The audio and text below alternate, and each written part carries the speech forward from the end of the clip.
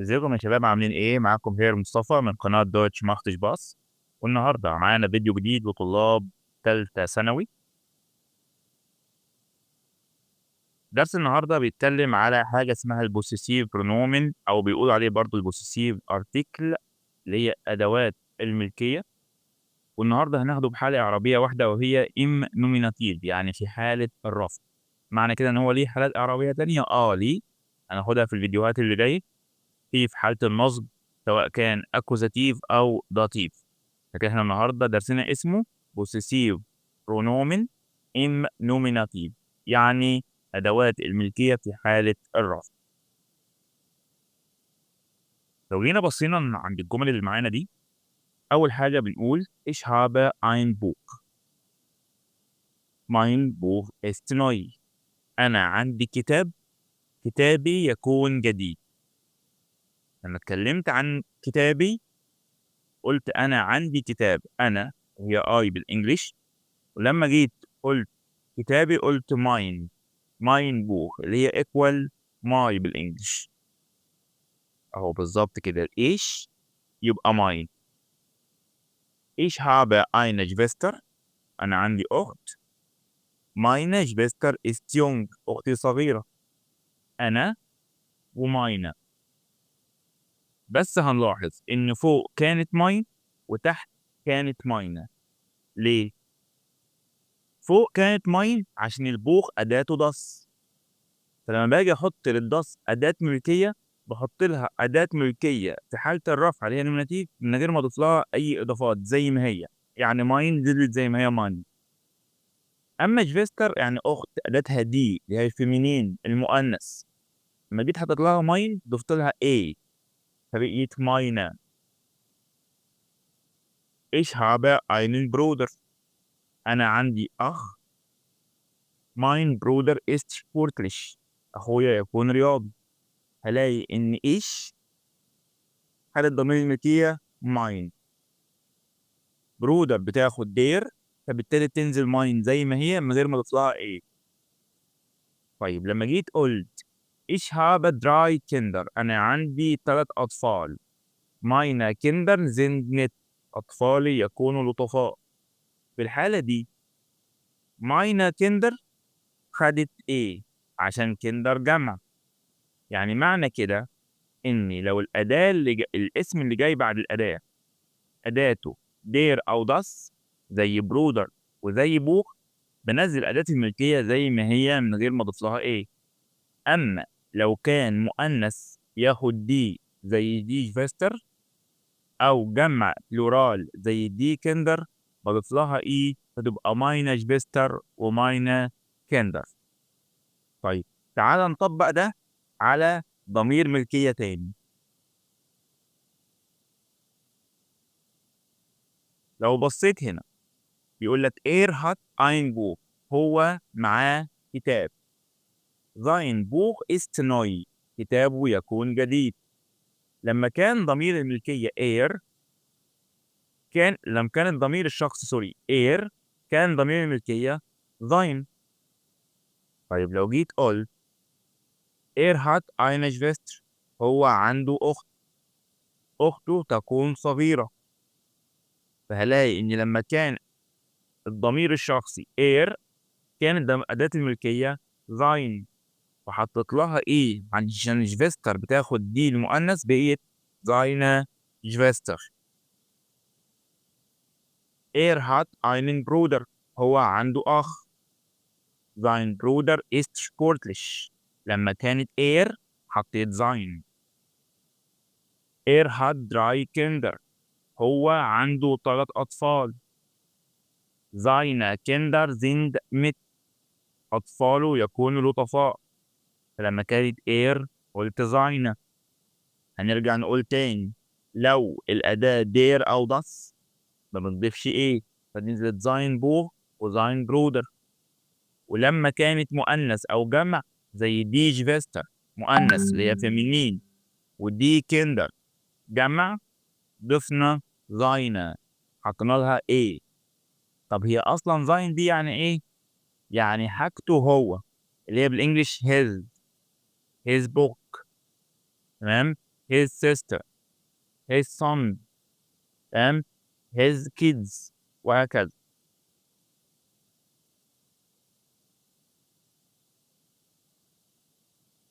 الجدول اللي قدامك ده هيوضح لك كل الكلام ده بالتفصيل. لو عرفت تفهم الجدول ده يبقى بالنسبة لك أدوات الملكية في حالة الرقع سهلة جدا. الجدول ده بيمشي إزاي؟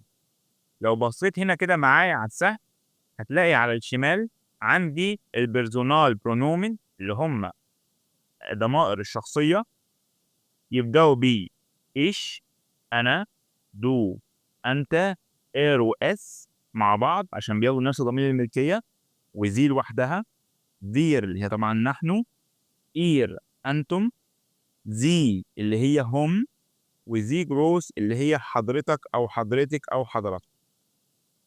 وهتلاقي فوق مكتوب دير وداس ودي، واخر واحده دي بي ال اللي هي دي بلورال اللي هي الجمع. الدير اللي هي الماسكولين اللي هو المفرد المذكر في اللغه الالمانيه، والداس اللي هي النيوترال اللي هي المفرد المحايد، والدي اللي هي الفيمينين المفرد المؤنث، والدي بلورال اللي هي الجمع.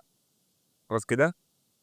لو انا عايز اقول الحاجه دي بتاعتي انا، فلما يكون بتاعتي انا اللي هي ايش بتاخد ضمير ملكيه اسمه ماين. لو الحاجه دي اداتها دير، يعني لو الحاجه اللي جايه بعد ماين اداتها دير بقول ماين عادي، ولو اداتها داس بقول ماين عادي. اما لو اداتها دي زي ما احنا قلنا في الامثله اللي فاتت او دي بلورال بقول ماينه تضيف ايه. طيب في الدو اللي هي يو، اداه الملكيه بتاعتها داين اللي هي بتساوي في الانجليش يور، فبالتالي اللي هي حاجتك انت. فلو هي دير اقول داين عادي، ولو هي داس برضه بقول داين عادي. اما لو هي دي المؤنث داينا، ولو دي بلورال برضه داينا. الاير والاس، زاين لو دير، وزاين لو جت وراها الكلمة اداتها داس. اما لو جاي وراها كلمة اداتها دي او دي بلورال زي ما انا بشاور لك بالسهم اهو تبقى زاينا. تعالى عندي دي اللي هي أداة الملكية إير، لو الكلمة اللي جاية وراها أداتها دير، وداس تبقى برضو إير. أما الدي والدي بلورال بحط لها إيه فتبقى إيرا. وإير زي هير بالإنجلش كده، هير فازر باباها، هير مازر مامتها، وهكذا.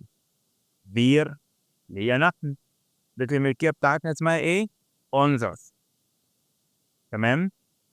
ف فهلاقي هنا إن لما أجي أقول أونزر لو جاية مع الدير تنزل زي ما هي أونزر، ولو مع الداس برضو أونزر. أما لو مع الدي والدي بلورال تبقى أونزاران. وأونزر يعني إيكوال بالإنجلش كده our teacher our book اللي هي بابانا معلمنا كتابنا حاجتنا إحنا. إير أنتم يبقى الطبيعي تبقى حاجتكم أنتم اللي هي أوير. فلو جاية وراها الكلمة أداتها دير تبقى أوير، لو داس أوير. طب لو دي أو دي بلورال تبقى أويرات أويرات. تمام، حاجتكم أنتم. لما اقول لكم مثلا اوير ليرر معلمكم، تمام، اويران فراو يعني معلماتكم. هلاقي ان في اوير ليرر، المثال ده انا بقوله بس مش مكتوب، اوير ليرر ليرر اتها دير فقلت اوير عادي. لما فراو تاخد دي قلت اوير حطيت لها اي. دي اللي هي هم يبقى حاجتهم هم، برضو اير لو الكلمة اللي جاية وراها دير، واير لو الكلمة اللي جاية وراها داس. اما لو الكلمه اللي جايه وراها دي او دي بلورال تبقى ايرا باضافه اي. الزي جروس اللي هي معناها حضرتك او حضرتك او حضراتكم، لو الكلمه اللي جايه وراها اداتها دير تبقى اير عادي، ولو داس اير عادي. اما لو دي او دي بلورال تبقى ايرا. هنا هتلاحظ حاجه ان الاي كابيتال، دي مش غلطه كيبورد دي مقصوده. زي ما الزي جروس تبقى الاير جروس، يعني زي ما الاس كابيتال في في الضمير اللي هو حضرتك او حضرتك او حضراتكم هتبقى كابيتال في ضمير الملكيه العائد عليها. فاقول له مثلا اير كين ابن حضرتك، فخلي الاي كابيتال، سواء كانت الاي دي اللي هي بتاعت الاير جايه في اي حته في الجمله، كده تبقى جايه في اول جمله عشان تبقى كابيتال. يبقى في الحاله دي نعرف ان ضمير الملكيه اير العائد على الضمير الشخصي حضرتك او حضرتك او حضراتكم، الاي بتاعته بتكون كابيتال في اي مكان في الجمله، وده للدلاله ان الاير دي بتاعت الزي جروس، فالاي تبقى جروس كابيتال، يعني ان احنا كده كده عارفين ان كلمه جروس يعني كابيتال، لما اقول زي جروس يعني الاس كابيتال. تمام كده؟ تمام. غير الاحترام، الحاجات اللي تتلخبط هنا ان انت عندك 3 اير. اير اللي هي بتاعت الدي اللي هي هير بالانجلش، والاير بتاع الضمير الملكيه اللي هي هم اللي هي حاجتهم هم، والاير بتاع الضمير الملكيه الزي جروس اللي هو حضرتك. مبدئيا كده نستثني منهم الاير بتاعت الزي جروس لان الاي بتاعتها كابيتال دايما، دي هتبقى واضحه شويه. الاير بتاعت هي والاير بتاعت هم نفس الموضوع، افرق بينهم ازاي؟ ده هفرقه من سياق الكلام، من سياق الجمله، ومن تصريف الفيرب، وهكذا. كده انتوا فهمتوا معانا الجدول ده. تمام؟ طيب تعالى نعرف بقى ازاي لما يجي لنا السؤال في الامتحان نحل. عندنا هنا 5 امثله. اول مثال بيقول لك ايش بين عمر، انا اكون عمر. und das ist mein ولا meine ولا dein ولا sein Katze. قبل اي كلام لازم اعرف اداه كاتسه هي بعد القوس. لو انا جيت قلت لك ان الكاتسه دي مؤنث بتاخد دي اللي هي الفيمينين، فانت طبيعي هتقول لي الفيمينين بياخد ايه مع ضمير الملكيه، اقول لك صح. فهتقول لي ما عنديش ولا ضمير ملكيه هنا في ايه اللي هي الايه بالالماني غير ماينا، فالاجابه هنا اكيد هتكون ماينا من غير ما اقرا باقي الجمله. ولا تعالى نشوف الاجابه هتكون ايه. صح، ماين. طيب كده بالنسبه لنا الاكزامبل او المثال ده سهل. فتعالى نشوف النقطه اللي بعدها.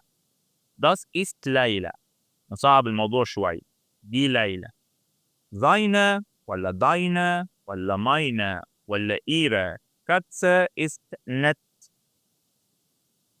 هقول لك بص على الكلمة اللي بعد القوس اللي هي مين؟ كاتسا. كاتسا لسه قايل فوق إن هي أداتها دي، وبالمناسبة كاتسا يعني قطة. تمام كده؟ أداتها دي. الدي بتاخد إيه مع ضمير الملكية؟ هلاقي إن زاينا وداينا وماينا وإيرا كلهم بياخدوا إيه؟ هنا لخبطة. قلت لك هنصعبها شوية هنا. هنا هارجع لمعنى الجملة. هو بيقول لك دي ليلى، فهتكون قطته ولا قطتها ولا قطتي ولا قطتك تكون لطيفة. لما بيتكلم عن ليلى هتبقى قطتها. قطتها اللي هي مين؟ ضمير الملكية إير، وعشان كاتسة بتاخد دي تبقى إيرة. تعال نشوف بالظبط إيرة. ومن المثال ده نستخلص إن لما باجي أحل ضمائر الملكية يبقى في جزء بيعتمد على الجرامر اللي هو الأداة إيه بتكون، في جزء بيرجع لمعنى الجملة. لما جينا حطينا الدي ولقيناهم كلهم بياخدوا اي، رجعنا شفنا معنى الجمله بيقول ايه. تمام. طيب رقم 3. رالف. Wo ist deine Katze؟ أين قطتك؟ فبيقول رالف إن قطتي تكون رج ضائعة. يبقى ماينا ولا ماين ولا داينا ولا داين؟ كاتسا ist weg. في الحالة دي كاتسا بتاخد دي، فهتبقى ماينا ولا ماين ولا داينا ولا داين. الإي هنستبعد اللي ما فيهاش إي، هنستبعد ماين وهنستبعد داين، هتبقى معايا ماينا وداينا. جميل جدا. هاخد ماينا ولا داينا؟ هو هنا بيتكلم رالف، بيقول له يا رالف قطتك فين؟ فطبيعي هيقول لي قطتي ضايعة ولا قطتك ضايعة؟ فالرد هيكون قطتي، طالما السؤال بداينا إجابة بماينا. بالظبط كده. طيب ريتا. يا ريتا، فستانك كلايد gefällt mir sehr، أعجبني جدا. دي توير اس اس هو بكام؟ في الحالة دي لما بيتكلم ريتا، ريتا بعديها كوما، وأنا قلت في الضمائر الشخصية لما يكون اسم بعده كوما أعامله معاملة الدو، فتبقى إيه بقى؟ داين لايك. صح جدا، الدو بتاخد داين. رقم 5 يقول لك تاج فراو ماير إيست داس داينا ولا ماينا ولا إيرا ولا إيرا اللي هي سمول وكابيتال، ها الاتنين هنا قشر. يقول لها بوتن تاج، نهارك سعيد يا فراو ماير، هل هذه شنطة حضرتك؟ فأنا عارف إن ضمير الملكية اللي بتاع حضرتك اللي هو إيه؟ الأي بتاعته تبقى كابيتال، تبقى إيرا. فقالت له ناين ich habe keine Tasche، أنا أصلا ما معيش شنطة. وبكده نكون خلصنا درس النهاردة. أتمنى تكونوا استفدتوا معانا، وانتظروا فيديوهات تانية للمنهج كله إن شاء الله. كنتم مع قناة دوتش ماخت سباس، وهي مصطفى أبو